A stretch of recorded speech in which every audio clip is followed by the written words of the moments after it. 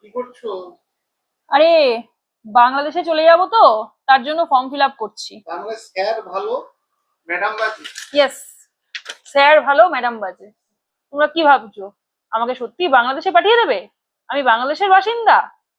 আরে না, না, আমি বাংলাদেশের বাসিন্দা না, আমি এখানকারই বাসিন্দা, তার জন্য ফর্ম ফিল আপ করছি।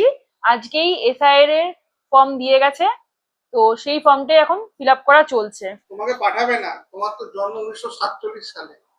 হ্যাঁ, 1947 না, আমার জন্ম হচ্ছে 1922 সালে।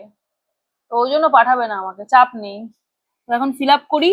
জন্ম তারিখ, তারিখ, মাস, বছর। মেয়েদের তো তারিখ মোটামুটি 10 বছর তো কমবেই।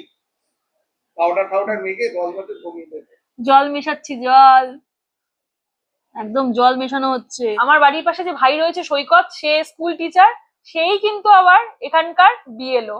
মানে হ্যাঁ, যখন চাকরি বাকরি পাইনি হ্যাঁ। তখন কিন্তু আমার কাছে পড়তো মিশনের স্টুডেন্ট।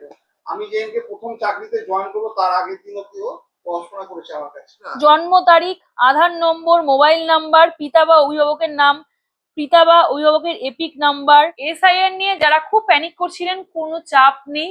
যদি অরিজিনাল ডকুমেন্ট থাকে তাহলে নির্দ্বিধায় নিশ্চিন্তে chicken leg piece, mutton leg piece কামড়াতে কামড়াতে নির্দ্বিধায় বাড়িতে ঘুমান, নো চাপ।